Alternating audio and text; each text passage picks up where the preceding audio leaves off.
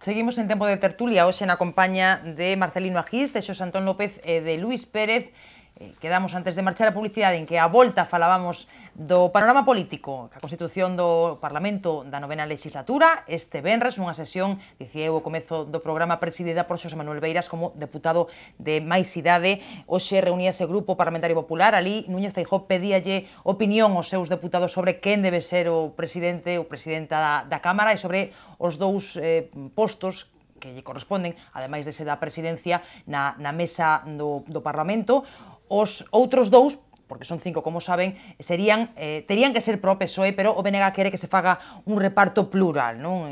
Non sei se o conseguirán, que me dá que non. Bueno, en todo caso, eu quería empezar falando da situación do debate interno nas filas do PSDG, logo dese Comité Nacional celebrado o sábado, 14 horas de reunión, moitísimos socialistas pedindo a palabra, apuntando sobre como debe ser esa reflexión que ten que facer o partido, Pachi Vázquez dicindo que non vai ser un obstáculo para a renovación do partido, seguirá sendo secretario xeral ata o Congreso do ano que ven. Houbo, en todo caso, como se esperaba, peticións de dimisión e peticións de que se cree unha xestora para que dirixa a formación. Quería pedirvos opinión sobre como está a xestionar o PSDG ese debate interno tras os malos resultados electorais, e logo falamos tamén de como se presenta a legislatura. Pido vos brevidade porque temos que falar de Cataluña tamén, e imos, como sempre, mal de tempo, así que, Luís, sobre os movementos e as tensións internas no PSDG. Ben, máis sabrá Xosé Antón deste asunto, pero...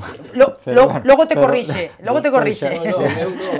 Pois xa tengo ocasión de poder explicar mellor. Luís sabe das cousas internas. Eu creo que o Partido Socialista ten que, non sei se unha refundación, que a mellor é unha palabra demasiado solene, forte, non? sí.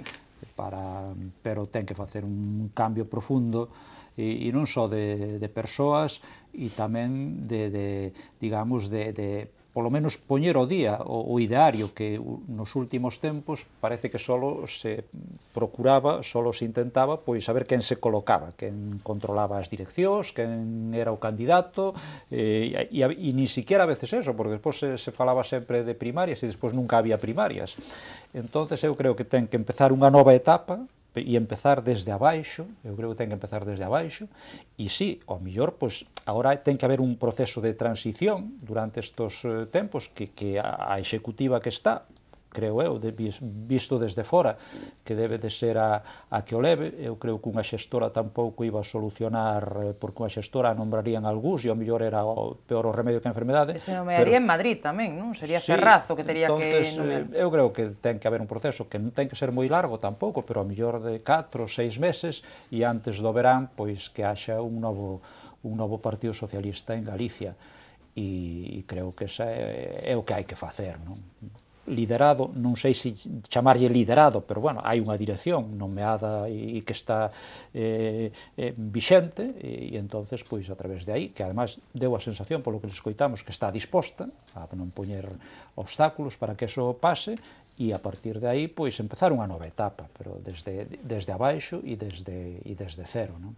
Marcelino. Bueno, pois eu expresaría dúas cousas moi distintas. En primeiro lugar, o meu desexo moi sincero de que o Partido Socialista Obreiro Español en Galicia atope o seu camiño e que en Galicia poida ser pois unha alternativa de goberno, porque en definitiva foi e sigue sendo o principal partido da oposición. E, polo tanto, creo que para o propio sistema é bo que o Partido Socialista encontre o seu camiño e ofreza aos cidadáns alternativas, ideas que volvan a ilusionalos. Sin embargo, por outra parte, eu creo que está deixando entrever a través das voces que escoitamos dos seus dirixentes, dos seus responsables políticos, unha imaxe que nos recorda mecanismos e formas do pasado, coas que non vai a triunfar neste proceso de renovación.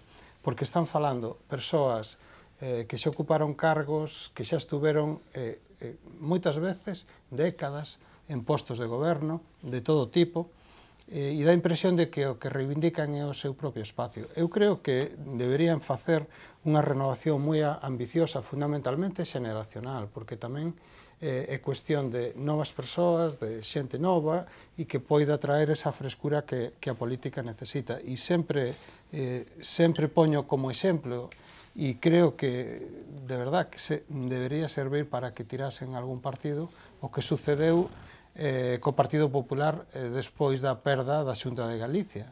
Logrou en 4 anos unha travesía do deserto dura, pero renovou o partido, renovou xeneracionalmente as persoas que concurrían os cargos e que participaban na vida política, e o Partido Socialista debería facer exactamente o mesmo, porque as voces que estamos escoitando o que dan a impresión é de que os que Pachi, cando foi o líder, purgou, por decirlo con terminoloxía política de outros tempos, agora queren volver a ocupar o sillón. E isto realmente sería o peor camiño que podría escoller o Partido Socialista en Galicia. A ver, compartes o que apunta Marcelino e Luís? Sí, algunhas cousas comparto. Eu penso que hai tres eixes fundamentales no Partido Socialista. O primeiro é o eixe da identidade, é dicir, saber que quere ser o Partido Socialista e, sobre todo, unha cousa que a mí parece fundamental. O PSDG ten que ser máis PSDG que nunca. É dicir, o PSDG non pode ser unha franquicia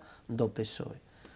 Non vou decir eu que sea un partido que teña o estatus que poda ter o PSC catalán, pode ser, pero nun estado descentralizado, nun estado das autonomías, o PSDG ten que ser autónomo e ten que tomar as súas propias decisións e ten que equivocarse ou non, pero en Galicia. E iso non implica non estar dentro do Partido Socialista Obrero Español e ser leal, como non podía ser de outro xeito, co partido a nivel federal. Ese é a primeira cuestión que ten que dilucidar o Partido Socialista. Despois, a segunda é un tema organizativo.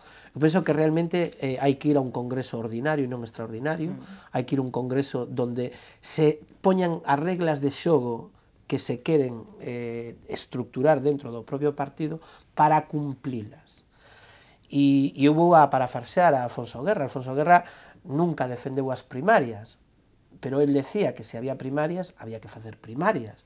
Entonces, non vale de nada decirlle unha cousa á sociedade e despois facer o contrario. É dicir, se hai primarias, hai que facer primarias e hai que adaptar a organización do partido ás propias eleccións. É certo que agora hubo unhas eleccións anticipadas, pero non é menos certo de que hai moita xente que vimos defendendo que a organización ten que funcionar de outro xeito, é dicir, non se pode facer primeiro un congreso federal, despois un congreso nacional, despois un congreso provincial e despois un congreso local. Debería ser ao revés, é dicir, vamos da baixo, tanto que nos gusta falar de que hai que ir da baixo arriba e darlle opinión a militancia e participación, pois fagamos congresos primeiros locais, despois eu defendo comarcais, penso que o provincial é un erro histórico dentro do PSDG porque nós non somos Extremadura nin Castilla-La Mancha, somos Galicia e temos as comarcas e a estrutura comarcal dentro do partido. Se adotáramos dunha función política seguramente funcionaría moitísimo mellor. E despois, por iso falo dun congreso orgánico onde se debata un proxecto o que se quere facer para Galicia, as solucións que hai que darlle aos galegos e as galegas. E por último, hai dúas palabras que son máxicas, que son credibilidade e confianza. Credibilidade hai que adquirila porque perdémola. Está claro que o Partido Socialista e o PSDG nestes momentos non ten credibilidade socialmente, pois por determinados cambios que se fixeron. E por ese motivo a xente non confía nel e non votou por el. Bueno, pois a credibilidade adquírese con un novo compromiso programático, pero tamén con persoas, e decía moi ben Marcelino, con persoas novas, de 30 ou de 60, da igual, non hai que ir con un carné. Hai xente de 60 anos que é perfectamente válida, hai xente de 40 que o mellor xa está queimada. Pero políticamente e electoralmente eu penso que debe haber unha transformación importante nas caras das persoas que transmitan o que quere facer o PSDG para esta terra. Moi brevemente, se tedes algo máis que apuntar ao respecto. Sí, eu creo que iba por aí nesa línea, creo que debería ser un congreso ordinario. Non sei se decías eso. Sí, ordinario. Eu creo que tamén, porque se fala dun congreso extraordinario. Os congresos extraordinarios só sería polo menos apreciado pola sociedade como a ver a quen se coloca outra vez, quen se sitúa outra vez nos órganos de dirección, quen o controla.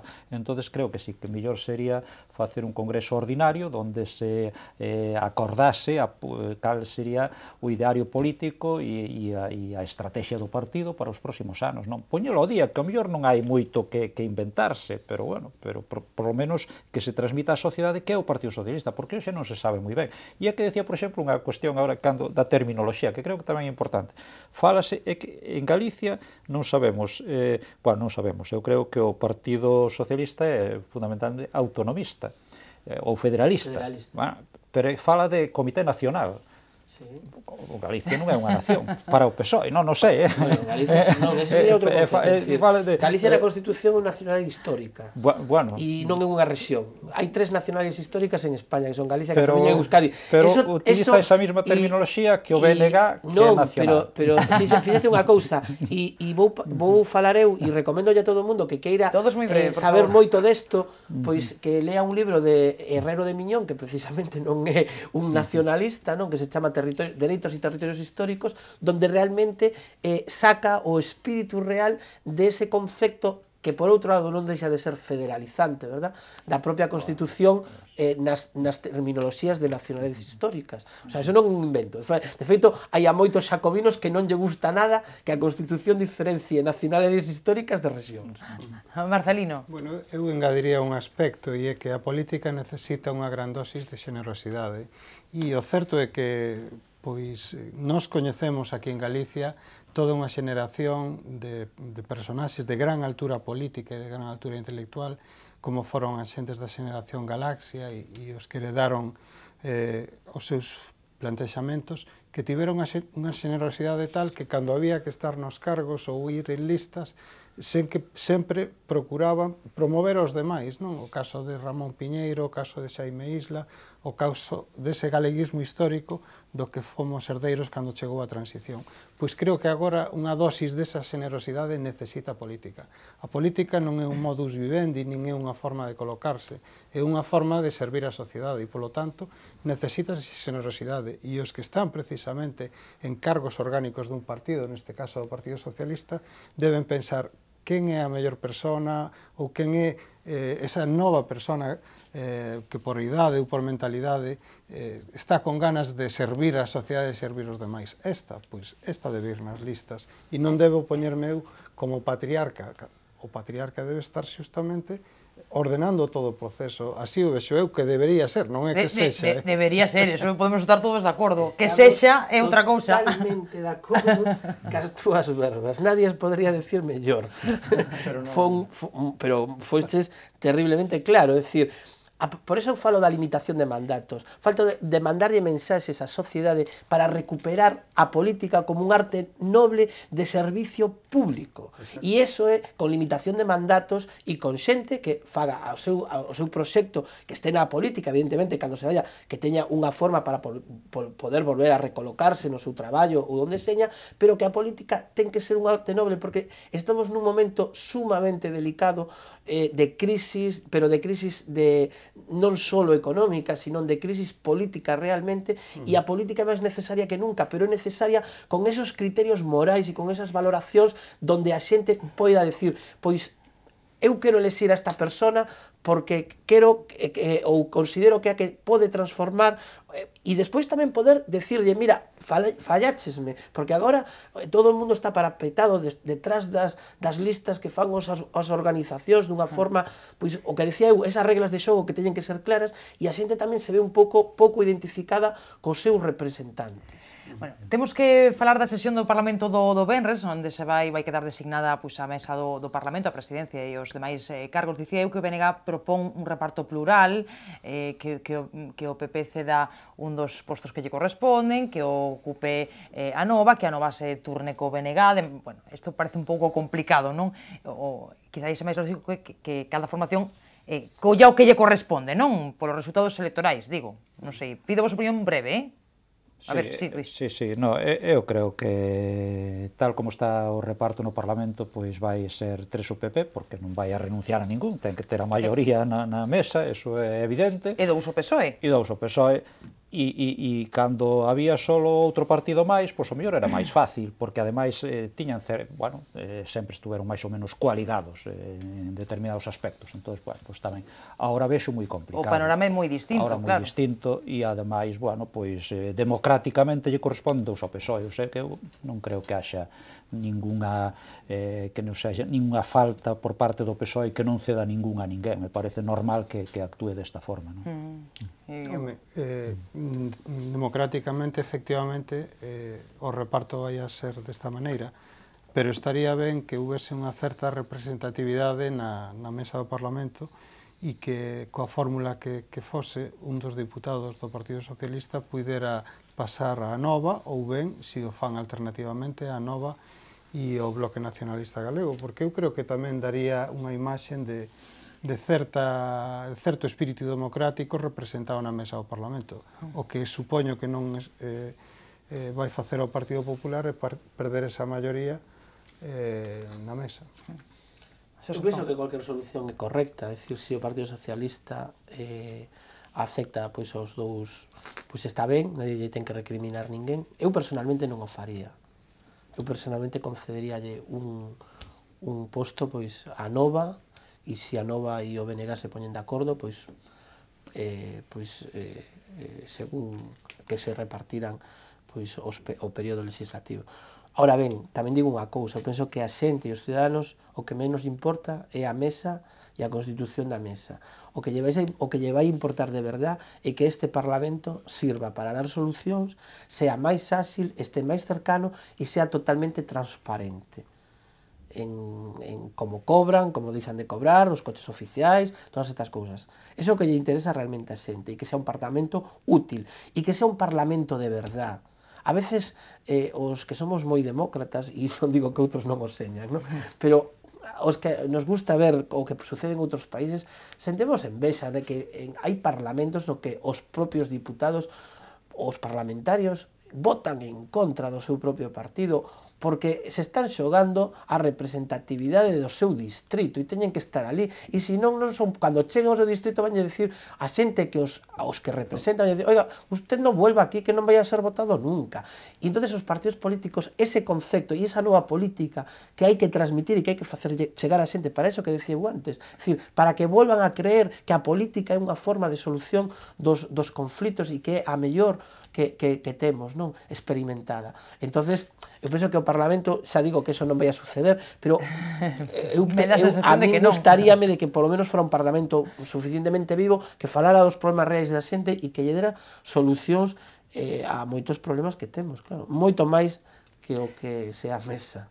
Bueno, pois veremos como discurre esa sesión do Venres presidida por Beiras e xa comentaremos aquí na mesa. Temos que marchar a Cataluña, temos moi pouquiño tempo, así que pidevos só unha reflexión sobre como está a campaña, porque se están dicindo moitas cousas e cousas, algunhas fortes, non?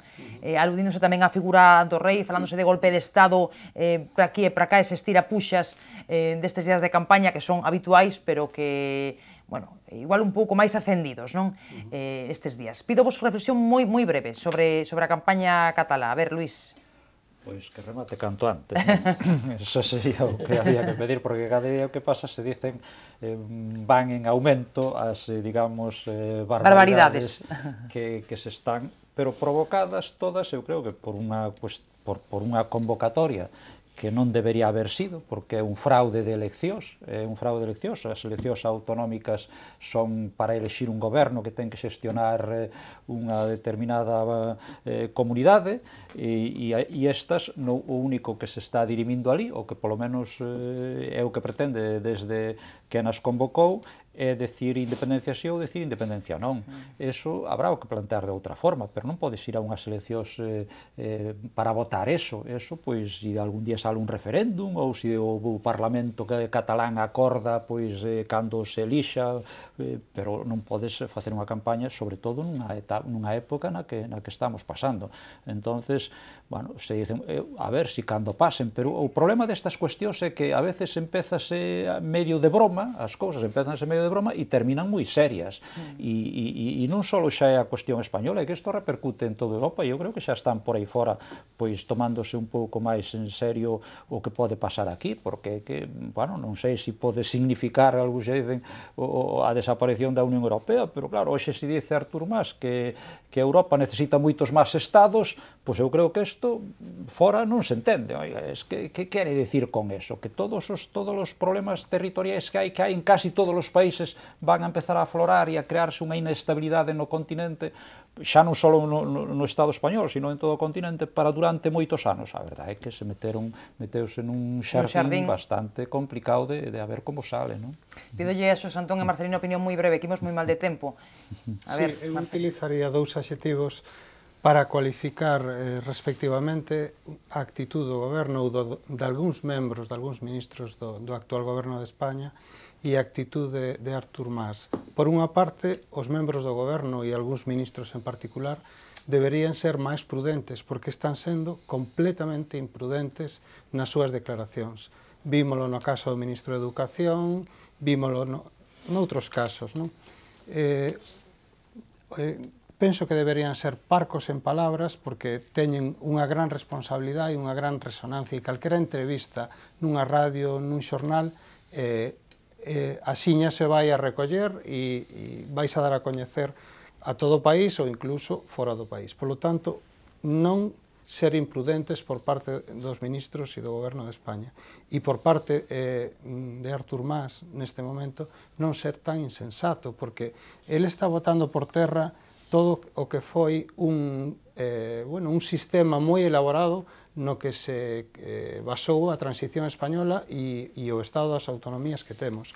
Un estado que nos permiteu ter o maior período democrático da nosa historia contemporánea ou moderna contemporánea. E, polo tanto, eso está botando por terra. E está botando por terra un proceso no plano internacional que foi a Unión Europea, que é un proceso secular que ten os seus fitos a mediados do século XX e que fomos construindo con tanta dificultad e actitudes deste tipo de un país europeo ou dunha área, rexión ou autonomía europea nestes momentos está defenestrando ese espírito de unidade, de integración por donde parece que apuntaban os tempos hasta que chegou Artur Mas que apunta a botar por terra todo eso. A ver, Xosé Antón, rapidamente. Eu penso que o presidente Mas ante unha xestión nefasta, non? E ante unhos problemas graves en sanidade, en educación e en moitos eidos da súa propia producto da súa, seguramente de xestións anteriores, pero tamén da súa propia xestión, pois apuntouse. Eu non penso que fora el quen encabezara, non? Senón que el viu que había unha sensibilidade en Cataluña e demostrouse ese día da manifestación e el apuntouse e veremos se lle sai ben ou non, electoralmente, pero creo que pasouse un pouco de frenada, no aspecto de que foi moi lonxe e de feito hoxe xa falaba do meu país España, é dicir, xa retrocedía un pouquiño ese camiño, con empresarios, efectivamente, ese camiño que deu, non? Entonces, el electoralmente, pois aparentemente viñalle ben e despois decía moi ben Marcelino que hubo ministros do goberno central, seguramente non o presidente do goberno, que foi prudente neste eido, pero hubo ministros de que tamén dixeron cousas que están moitísimo mellor calados, non? E, bueno, o que si hai un problema, e vou a ser moi breve, non? Sí, que non temos pero tempo. hai un problema que está sin resolver, non? O famoso café para todos, e, bueno, e España terá que algún día sentarse para intentar, eu que non son independentista, nin moito menos, verdad? Pero sí para intentar conxugar que determinadas nacionalidades históricas, neste caso, con sensibilidades identitarias moi importantes, síntanse cómodas dentro de España. E depois remato, e de verdad que remato, e hai un tema que é moi preocupante. Europa cometeu un erro enorme, que feito España a día de hoxe ainda está sin reconocer, e foi o reconocemento de Kosovo como Estado por unha declaración unilateral de un Parlamento. E agora en Europa están vendo que esa acción que, bueno, que levaba un componente moito maior que non vamos a profundizar hoxe, foi sumamente peligrosa, non? Que neste caso un parlamento autónomo, non? Unilateralmente recoñecera pois a independencia dun país e que Alemania, Francia aceptaran eso, pois ten un componente que vamos a ver como intentamos solucionar, porque eu penso que fai falla máis Europa e non fai falla seguramente máis Estados en Europa. Segundos, sí. Moi breve, queremos pechar. Eu creo que non é un problema fundamentalmente de ter máis sensibilidade con Cataluña, porque creo que a España das autonomías xustamente se diseñou para ter ese nivel de trato diferenciado coas comunidades. Eu creo que é un problema moito máis casero e pragmático, rebaixar o custe insostible que nestes momentos ten a comunidade autónoma catalana. A administración, a Generalitat catalana e a súa maquinaria administrativa é imposible de manter nun tempo de crisis. Ese é o problema de Cataluña, queiran non reconocer ou non.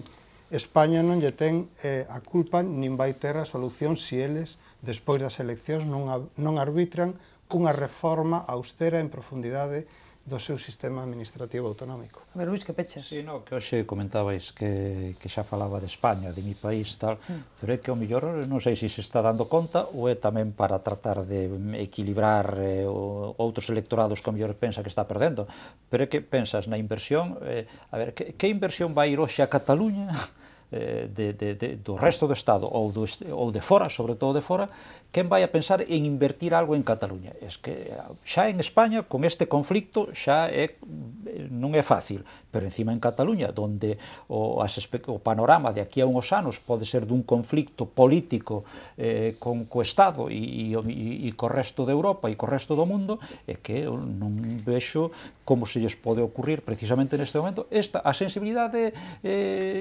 catalana e o mellor independentista, eu creo que máis ou menos é a mesma, ainda que as enquisas poden ver, pero é a mesma de sempre en Cataluña. O que pasa é que probablemente hai esa sensibilidade, pero había outros camiños de encauzar eso, e eu creo que aí se equivocou profundamente o presidente Mas. Bueno, pois mañá seguiremos falando da campaña catalá e a ver que nos di mañá os candidatos. Hoxe deixámolo aquí. Moitísimas grazas a Xos Antón, a Marcelino, a Luís, grazas aos tres por estar connosco, a todos grazas por seguirnos un día máis. Mañá, xa saben, máis tertulia, mesma hora, mesmo sitio.